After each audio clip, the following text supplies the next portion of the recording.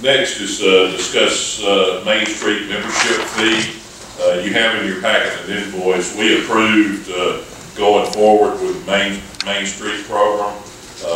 We've been invoiced for the first year of that program, which is a total of $7,500. We've talked about taking that out of the tourism fund. I've got some concerns with that.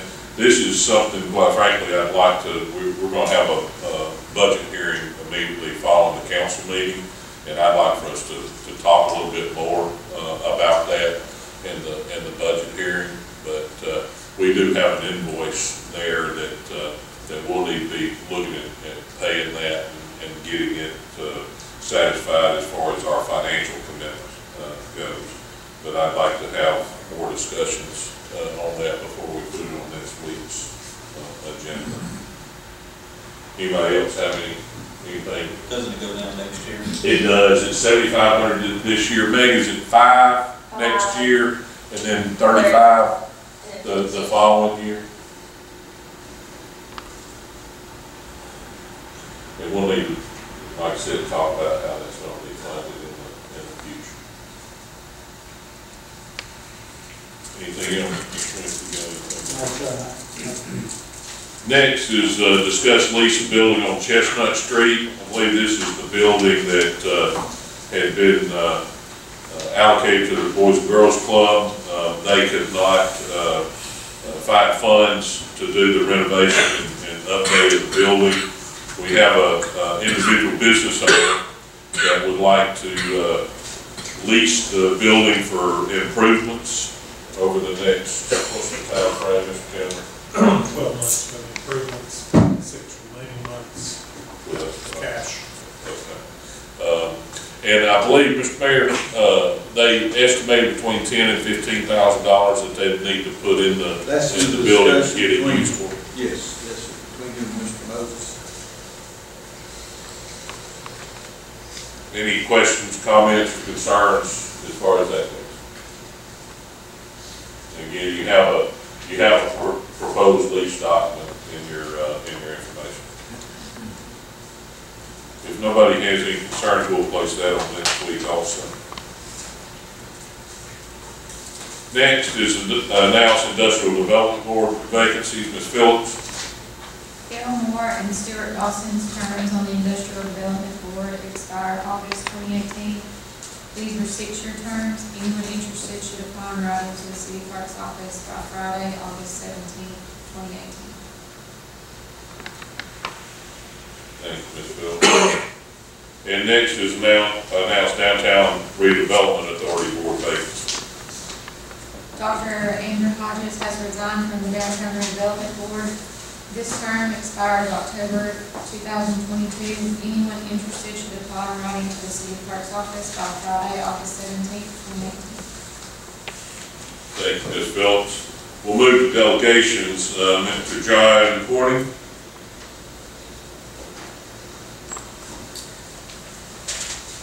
Good evening.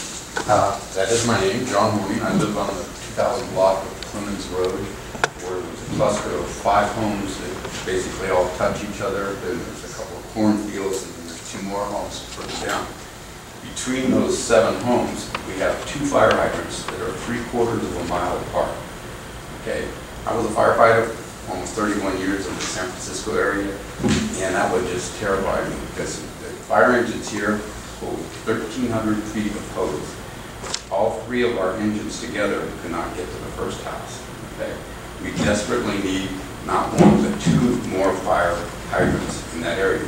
I came to the water company over 2 years ago when the road was supposed to be being paved, and so I said, you know, when it's going to be paved, it'd be the perfect time to put in a hydrant. Well, I'll look into that. Well, nothing happened, and I don't know if it was 2 weeks ago or whatever, my neighbor had a fire. She didn't call 911, she called me. So I go over there, I put the fire out, but I said, call the fire engine anyway. And I had a discussion with the with the fire captain. We don't have captains here, we have lieutenants. But, I mean, it's pathetic. I mean, I need protection. I mean, I have a very large home, and if it catches fire, 500 gallons of water is out in about a minute and a half. A minute and a half with the fire hose over, okay? Cannot put out a big fire in a minute and a half. So I desperately plead to you guys, please, we need a fire. I don't need it in my front yard, but that would be great. You can have it in my front yard, across the street, whatever, but we need fire hydrants. Those guys can't do the job without a fire hydrant. And I would assume that would go to water, sewer, and gas. Have you been to water, sewer, and gas? That 2 years ago, I went to the water board, and I said, you guys are going to be paving the road? I didn't know it was going to take this long because it's still not paved. But, and he said he would look into it. Well, I didn't hear anything from him, but I mean, the road hasn't been paved yet, so hopefully you can still put in the fire hydrant. With kind of a teaser down at the Chevron station on 35 and Clemens, there's a big tractor trailer truck full of brand spanking new fire hydrants. And my wife, I said, don't get excited. I'm sure that's not for us. But they're so pretty of fire hydrants. They're all different colors, like Easter eggs. But I would like to have 2 of those hydrants in that cluster of 7 homes. Okay. I mean, I won't chase this rabbit too far, but typically that is the responsibility of the developer in a neighborhood. Am I correct? That's my understanding from the water department. Do you agree? Mr. Light, is that your understanding? Yes. And how long have you lived there, Mr. Carter? I've lived here in Scottsboro for about 12 years now. Did you build the house or was it? I did not. And if I'm familiar with that area, how far from the road is your house? My road, I have a 900-foot driveway, and so with 1,300 feet opposed, we could use one at the end of my driveway.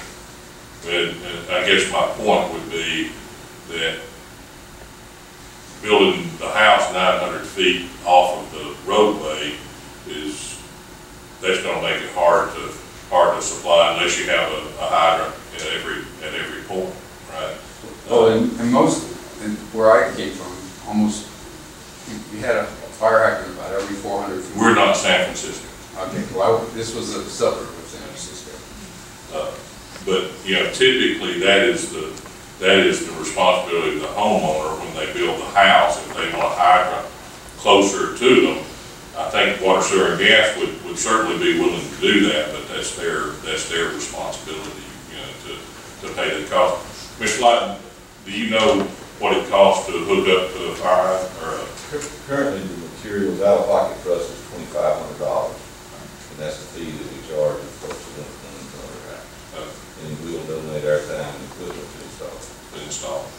Well, when I moved here 12 years ago, my property taxes were $1,050, and now last year was $2,400. So may I suggest you use some of my hard-earned money to buy? We don't set your property taxes, Mr. Carter. The state of Alabama does. Yeah. So, I mean, I'll be glad to discuss it with other council members. But, you know, typically, again, that's not something, you know, that the city, you know, would pay for. Okay, well, so right across the street, there's a brand new house, just, I mean, it doesn't, I think he's finally moved in. It's the street was named after Clemens. Harry Clemens' son built a house directly across the street from me. You would think if this was, you know, a requirement, then why didn't the city make him put a fire hydrant in front? I would have, if I was building a house, I would have done it. I moved here 12 years ago and been remodeling this crazy house ever since. But we certainly could use a fire hydrant. Thank you.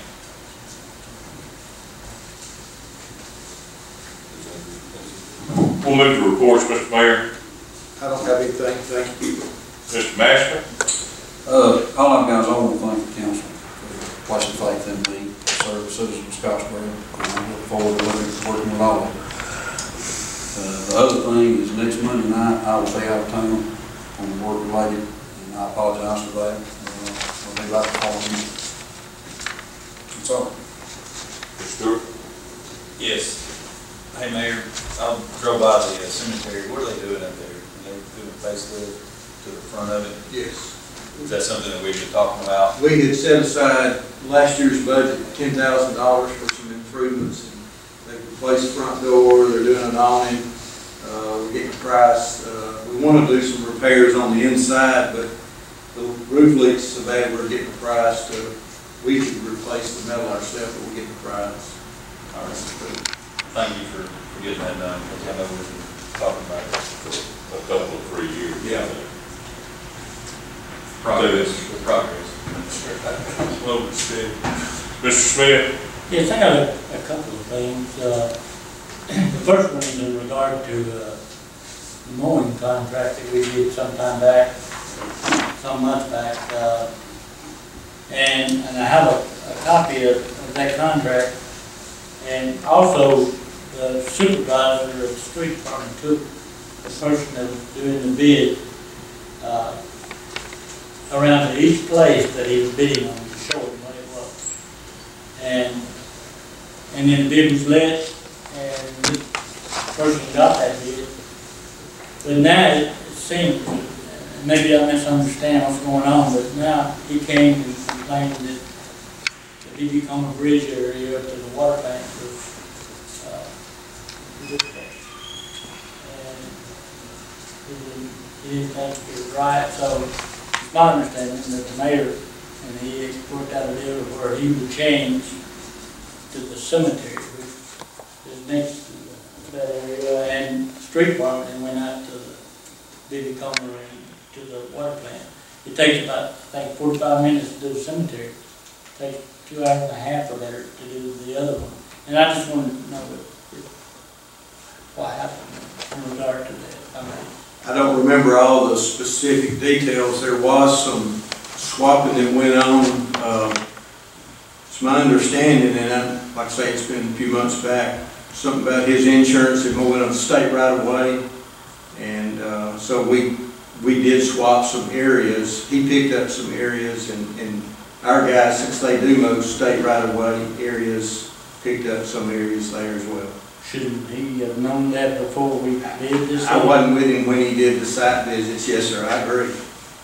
But it just seems strange that we gave him a little pretty piece and took the big one back when we the street department pretty well covered up all the time anyway. I was curious about it. I was curious about that.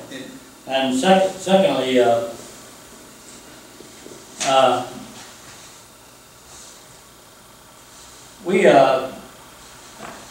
it's my understanding, and sometimes I misunderstand, but I don't think I have this time. I had several calls about the street department working at the high school doing the track for, I think it's cross country track or something. They had a couple of trucks, 2 to 4 men, and some other equipment up there. And the only reason I even mentioned it is because I can remember back. And this came up before the council, before in a meeting. The council president at that time had the street department superintendent come before the city council.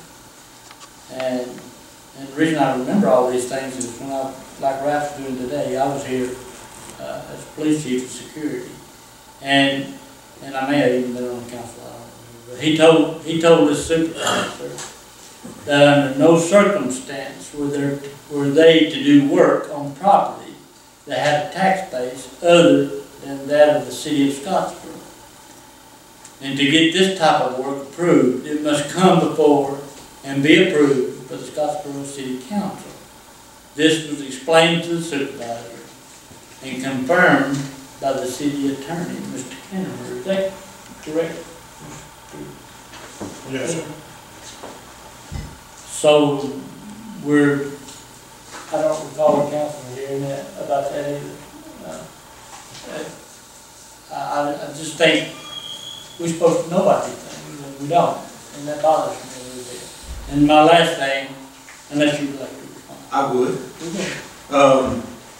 I know from previous administration, they've assisted the high school with various projects. We sent our guys down there and they weed eat the ditch and do some work around Trammell Stadium prior to a football game. Last year we assisted the cross-country team. I don't know how many men. They had some gravel they needed spread. This year they asked for some assistance for some work on the track, and so Wayne Moore got with Mr. Dudley and Mr. Dahlberry, and that's the extent of my knowledge to that situation. But, you know, if the city of Scottsboro can't assist the city school system, then I need to be directed that we can't help them. Well, I don't, all it would take is to do, like supposedly, the law said that you come by and you talk to the city council, that covers you. You seem to have an issue with that, and that bothers me. I just didn't know, I wasn't aware of that law, I'm sorry. See, you've got to learn some of these laws, because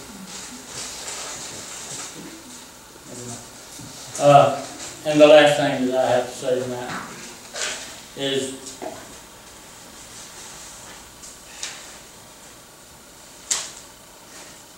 in regard to the street department and the sanitation department, head Eddie Blizzard. Both of those departments are falling apart. I think you know it, I know it, and I'm proposing that at next week's council meeting, that Eddie Blizzard be brought back to work at his position under the following conditions. That he will answer to the city council president. The mayor will not be in his chain of command. Any issue the mayor has with this department will go through the council president. It's been done before, and I ask that it be done again.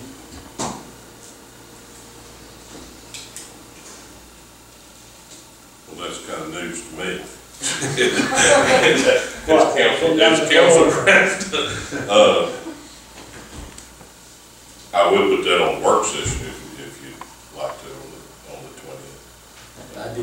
I like us to talk about this because we're getting nowhere. Everything's stalled, and if someone would check, you'll find that the morale at the street department, the morale at the sanitation department is low.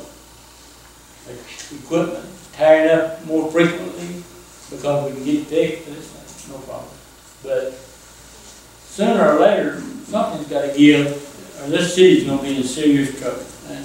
And I would like, I'll be fine with putting it in the next work session. I'll do that. I believe that's all I have. Thank you, Mr. Smith. The only thing I have tonight is I believe that they should be starting, if they haven't started, work at Randall's Chapel on the new storm shelter. I believe I let a couple of individual council members know. We did pass a contingency on that project that they had to come before the council president to use any of it. There were some concerns with ADA compliancy, having water, sewer, and gas run the operational toilets there, and some requirements that would have put in place. So the determination was to go back to the chemical toilets for that storm shelter, and it was cost, I believe, $2,500 out of the contingency. So I just wanted to make the council aware of that. Do you know what the difference is and why they did that? It seems like to me a chemical toilet would be a lot worse than a real one. And you can make a door as big as you want. My understanding, and Mr. White might be more to speak to that, but if water is ran, you have to have ADA compliant toilets, and then we're going to have to put up some walls and things like that. And it just wasn't cost effective for a facility that is only going to be used in emergency situations. I'm just curious. That's all I have. We will be having a short budget hearing following this council meeting. If nobody has anything else, we will stand adjourned until next week.